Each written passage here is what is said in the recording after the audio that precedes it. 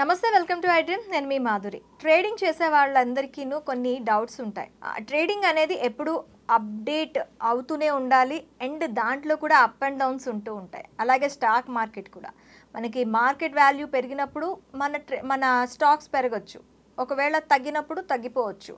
అసలు స్టాక్స్లో ఒక్కసారి లంసంగా ఇన్వెస్ట్ చేయడం బెటరా, లేదు అంటే రోజు మనం ట్రేడింగ్ చేయడం బెటరా? డీటెయిల్గా చెప్పడానికి మనతో పాటు ఉన్నారు పవన్ కుమార్ గారు, ట్రేడింగ్ బ్రోస్ ఛానల్ నుంచి. తనని అడిగి డీటెయిల్గా తెలుసుకుందాం. హలో అండి. మనకి ట్రేడింగ్ అలాగే స్టాక్స్ రెండు కూడా మనం ఎక్కువగా మార్కెట్లో చూస్తూ ఉంటాం. ఒక్కసారి ఇన్వెస్ట్మెంట్ పెట్టడం బెటరా, డైలీ ట్రేడింగ్ చేయడం బెటరా? లైక్ ఈ వీడియో చూసే వాళ్ళకి కూడా ఒక్క వీడియోలో అయితే మొత్తం ఎలా చేయాలని తెలియదు, కానీ ఏది బెటర్ థింగ్ అన్నది నేను చెప్పడానికి ట్రై చేస్తాను. వై బికాజ్ నేను చెప్పిందే మీరు బేస్ చేసుకుని వెళ్ళడం అన్నది కరెక్ట్ కాదు. బట్ క్లియరెన్స్ ఏది బెటర్ అన్నది చెప్పడానికి ట్రై చేస్తాను. స్టాక్ మార్కెట్లో రెండు విధాలుగా ఉంటాయి, ఇన్వెస్ట్మెంట్ చేయడం, అదేవిధంగా డైలీ ట్రేడింగ్ చేయడం. ట్రేడింగ్ మళ్ళీ సపరేట్గా సెగ్మెంట్స్ ఉంటాయి. ఎఫ్ఎన్ఓ ట్రేడింగ్ అని, అది కొంచెం హైలీ రిస్క్, ఎందుకంటే దాంట్లో డికేలు ఇవన్నీ కూడా ఉంటాయి అనమాట. మేబీ ట్రేడింగ్ అలవాటు ఉన్న వాళ్ళకి ఐడియా ఉండి ఉంటుంది. అది ఎక్స్పైరీ అవన్నీ ఉంటాయి కదా, ఆప్షన్స్, ఫ్యూచర్స్, లైక్ ఇవన్నీ ఉంటాయి. దాంట్లో ఎక్కువ లాస్ అయ్యే అవకాశం ఎక్కువగా ఉందన్నమాట. ఆ సెగ్మెంట్ అలా డిజైన్ చేయబడింది, ఓకేనా. అండ్ అదేవిధంగా స్టాక్స్లో ఇంట్రాడే చేయడం అంటే, ఇంట్రాడే మీన్స్ అంటే ఏంటంటే ఈ రోజు 9:15కి మార్కెట్ ఓపెన్ అవుతుంది, 3:30కి ఎండ్ అయిపోతుంది. సో ఈ రోజు కాల వ్యవధిలో చేయడానికి, ఓకేనా. ఈ రోజు కాల వ్యవధిలో అంటే మార్నింగ్ మీరు ఏ టైంలో ఎంట్రీ తీసుకున్నా సరే 3:30 వరకు అది ఎగ్జిట్ అయిపోద్ది. ఓకే.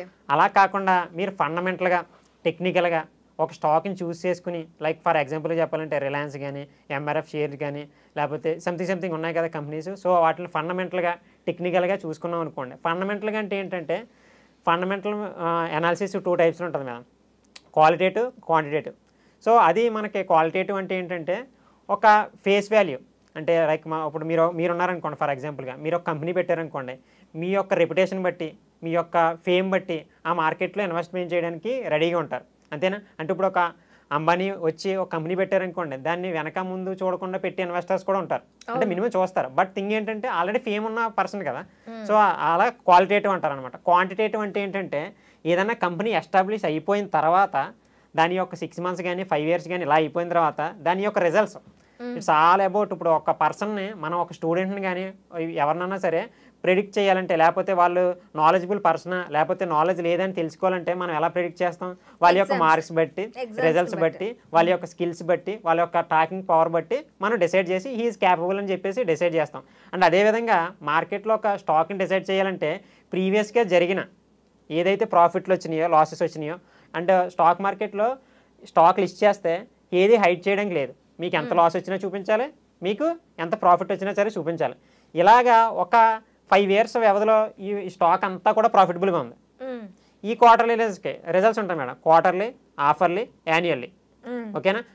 లైక్ 3 monthsకి 6 monthsకి ఇయర్లీ మనకి ప్రాఫిట్ అండ్ లాసెస్ వస్తుంది, బ్యాలెన్స్ షీట్లు వస్తాయి. వాటిని చెక్ చేస్తే అది సక్సెస్ఫుల్గా ఉందా లేదా అర్థమవుతుంది మనకి, ఓకేనా. అదే విధంగా అంటే దాని 5 years లో ఉండే quarterly and half yearly plans అనే ఇది ఎలా ఉన్నాయి, బ్యాలెన్స్ షీట్స్ అనేవి మనం ఖచ్చితంగా చెక్ చేసుకోవాలి. అవి చెక్ చేసుకోకపోతే మీరు ఎందుకు పెడుతున్నారో మీకు తెలియనట్టే. అలా తెలియకుండా పెడుతున్నారంటే మీరు 100% కూడా డిసైడ్ అయిపోండి, మీ మనీ పోతున్నట్టే. తెలియకుండా పెడుతున్నామంటే మన తప్పే కదా, స్టార్ట్ అయిపోయింది కదా మిస్టేక్. అండ్ అగైన్ ఇంకేముంటాయంటే ఫీల్డ్ కేటగిరీస్ ఉంటాయి. ఇప్పుడు కేటగిరీస్ ఎలా అంటే, ఇప్పుడు హెల్త్ సెక్టర్ ఉంటుంది, మెటల్ సెక్టర్ ఉంటుంది, లైక్ అదేవిధంగా కన్స్ట్రక్షన్ ఫీల్డ్స్ ఉంటాయి, బ్యాంకింగ్ సెక్టర్ ఉంటుంది, ఓకేనా. ఈ సెక్టర్స్ ఉంటాయి కదా. ఇప్పుడు స్టాక్ మార్కెట్ని ఎలా డివైడ్ చేశారంటే మేడం, ఫర్ ఎగ్జాంపుల్గా ఈ స్టాక్ మార్కెట్లో చాలా స్టాక్స్ ఉంటాయి. మీకు కనిపించే యాపిల్ మొబైల్ ఉంటుంది, అండ్ అదేవిధంగా మీకు కనిపించే ప్రతి ప్రోడక్ట్ కూడా స్టాక్ మార్కెట్లో ఉంటుంది. అది ఒక్కో సెక్టర్, లైక్ ఆటోస్ కానీ, కార్స్ కానీ ఇవన్నీ కూడా ఉన్నాయనుకోండి, అదేంటి ఆటోమొబైల్ సెక్టర్లోకి వెళ్తుంది. ఇలా సెక్టార్స్ కింద డివైడ్ హెల్త్ సెక్టర్ ఇలా సెక్టార్స్ కింద డివైడ్ చేశారనమాట. మీకు ఆ సెక్టార్స్లో ఒకసారి మీరు ఒక స్టాక్ని సెలెక్ట్ చేసుకున్నారనుకోండి, ఆటోమొబైల్స్లో ఒక స్టాక్ని సెలెక్ట్ చేసుకున్నారనుకోండి, ఆటోమొబైల్స్ అది ఒకటే ఉంటుందా, ఇంకా చాలా ఉంటాయి కదా. మీకు కంపారిజన్ ఉంటుంది, ఏది బెస్ట్ పర్ఫార్మెన్స్ చేస్తుంది ప్రతి ఇయర్, ప్రతి క్వార్టర్లీస్ ఏది బెస్ట్ పర్ఫార్మెన్స్ చేస్తుందని అక్కడ తెలుస్తూ ఉంటుంది. దానికి ఒక వెబ్సైట్ ఉంటుంది, ఆ వెబ్సైట్ చెప్తుందని చూడండి. మీకు కావాలంటే మేము చెక్ చేయాలి అంటే మాటలతో చెప్పేస్తున్నారు, అది ఎక్కడ చూడాలో మాకు తెలియదు కదా, ఇప్పుడు స్టాక్ని ఎలా చూడాలో తెలియదు అని మీకు చాలామంది డౌట్ ఉంటుంది. Screener.com అని ఉంటుంది, Screener.com. అది మీరు అలా సెర్చ్ చేశారనుకోండి క్రోమ్లోని మీకు వెబ్సైట్ వస్తుంది, గ్రీన్ కలర్లో వస్తుంది.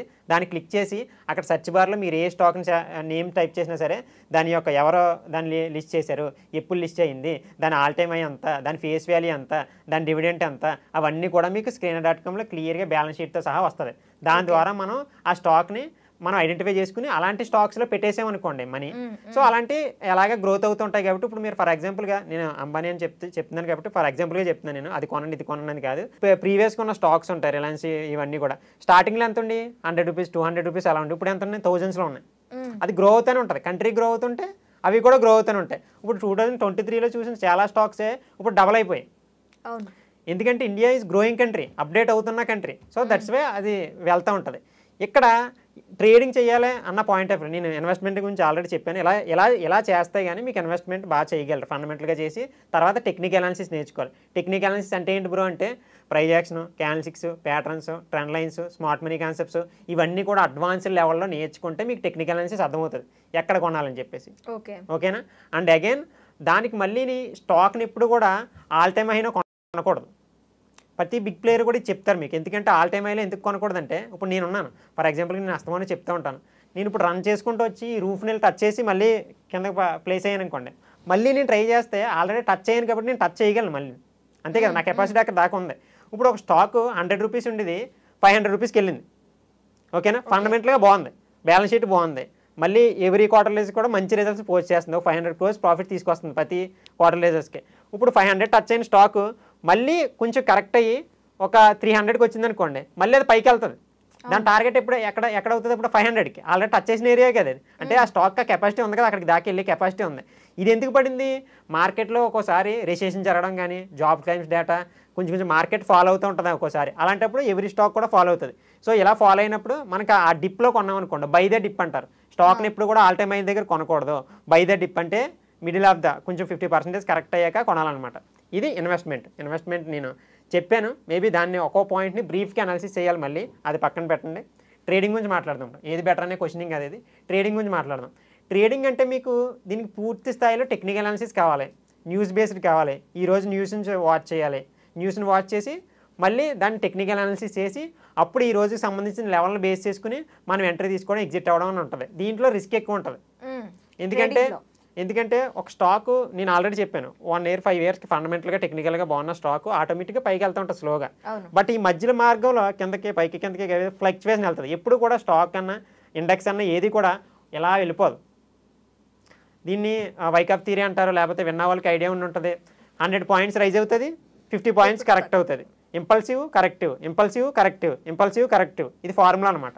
సో అలా వెళ్తుంటుంది. ఈ మధ్య భాగంలో మనం ట్రేడ్ చేయడం వల్ల అది రివర్సల్లో లేదో తెలియకపోవడం వల్ల technical analysis lack of knowledge వలన ఫెయిల్ అయ్యే అవకాశం ఎక్కువగా ఉందన్నమాట. ఇన్వెస్టింగ్లో కొంచెం సేఫ్ గేమ్ ఆడొచ్చు, కొంచెం ఇది రిస్కీ ఉంటుంది. బట్ నాలెడ్జ్ ఉన్న వాళ్ళు ఇది కూడా చేయొచ్చు అనమాట. ఈ విధంగా మనం ఎవరికి ఫ్రీ టైం ఉందో వాళ్ళు ట్రేడింగ్ చేసుకోవచ్చు బాగా నేర్చుకుని. ఎవరికైతే ఫ్రీ టైం లేదో ఫండమెంటల్ అనాలిసిస్ని ఒకసారి నేర్చుకుని పూర్తి స్థాయిలో తెలుసుకుని ఎవరో చెప్పింది చేయకండి. ఇప్పుడు నేను ఒక స్టాక్ చెప్పాను అనుకోండి, దాంట్లో డైరెక్ట్గా మీరు వెళ్ళి బ్లైండ్గా ఇన్వెస్ట్ చేస్తున్నారనుకోండి, అది మీ తప్పే. ఇప్పుడు ఎగ్జాంపుల్ నాకు తెలిసిన బిట్టు నేను పెట్టుకుంటాను, అది మీకు చెప్పాను, అది యాక్చువల్లీ రాంగ్. నేను అనుకున్న ఒపీనియన్ నాది, మీ ఒపీనియన్ మీది, నా ఒపీనియన్ నాది. రూల్స్ ఉన్నాయి కాబట్టి ఆ రూల్స్ని ఫాలో అయ్యి చెక్ చేస్తే మీకు ప్రాపర్ నాలెడ్జ్ అనేది వస్తుంది అనమాట.